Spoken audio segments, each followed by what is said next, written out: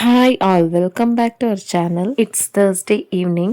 இன்னைக்கான day evening போல தான் ஸ்டார்ட் ஆச்சு. இன்னைக்கு மார்னிங் காலையிலே கோலம் போடாததுனால ஈவினிங்லேருந்து ஸ்டார்ட் பண்ணுறேன். இப்போது கோலத்தை பார்த்துட்டு வந்துருங்க.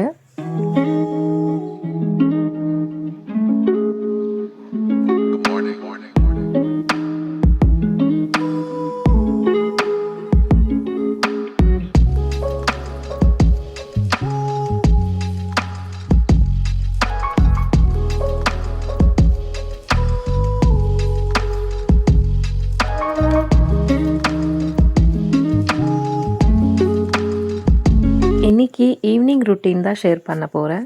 ஆல்மோஸ்ட் எல்லா ஹவுஸ் ஒய்ஃப்ஸும் எப்படி கை கால் மூஞ்சி கழுவிட்டு காஃபி டீ ஏதாச்சும் குடித்து அந்த டேக்கான டின்னரை ப்ரிப்பேர் பண்ணுறாங்களோ அதே மாதிரி தான் ஆல்மோஸ்ட் சிமிலராக என்னோடய வ்ளாகில் இன்றைக்கான டே ருட்டீன் இருக்கும். எனக்கு காஃபி டீ குடிக்கிற பழக்கம் இல்லாததுனால நான் பூஸ்ட் குடிக்குவேன். பட் ரொம்ப ரேராக காஃபி குடிக்குவேன், அவ்வளோதான். எதுவாக இருந்தாலும் ஒரு லிமிட்டில் தான் இருக்கணும். அது காஃபியாக இருந்தாலும் சரி, டீயாக இருந்தாலும் சரி, பாலாக இருந்தாலும் சரி. பால் டெய்லி குடிக்கிறதுனால நெஞ்சு சளி கட்டுது. அதுக்கு கொஞ்சம் மஞ்சள் பொடி போட்டு குடிக்கும்போது அது கொஞ்சம் பேலன்ஸ் பண்ணும்.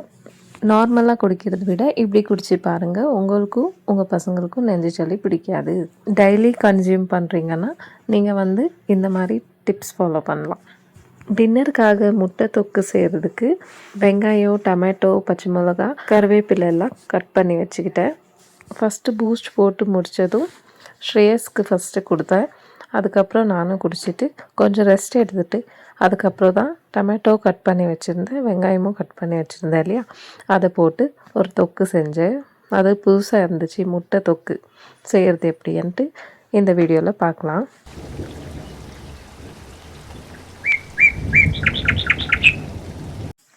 இப்போது ஒரு பேன் வச்சு அதில் எண்ணெய் ஊற்றி எண்ணெய் காஞ்சதும் கடுகு போட்டுக்கலாம்.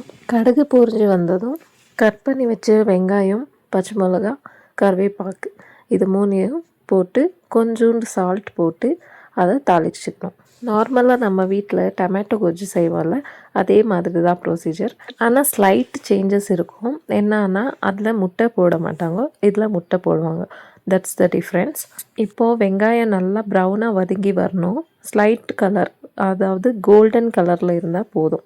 வெங்காயம் நல்லா வதங்கி வந்துருச்சு. இப்போ நான் டொமேட்டோ போட்டுக்கிறேன். எண்ணெய் விடுற வரைக்கும் டொமேட்டோ நல்லா வதங்கணும். அதுக்கப்புறம் கொஞ்சோண்டு மஞ்சப்பொடி, காரத்துக்கு ஏற்றாப்படி காரப்பொடி போட்டு நல்லா கலக்கி விடணும். மிக்ஸ் பண்ணி எண்ணெய் தனியாக பிரிஞ்சு வர வரைக்கும் அதை வேக வைக்கணும்.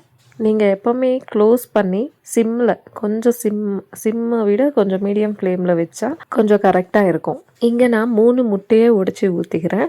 உங்களுக்கு தேவைப்பட்டால் நீங்கள் பாயில் பண்ணி அப்புறமா அதை தோல் உரித்து அதுக்கப்புறம் கட் பண்ணி கூட இதில் சேர்த்துக்கலாம், அதுவும் நல்லா இருக்கும்.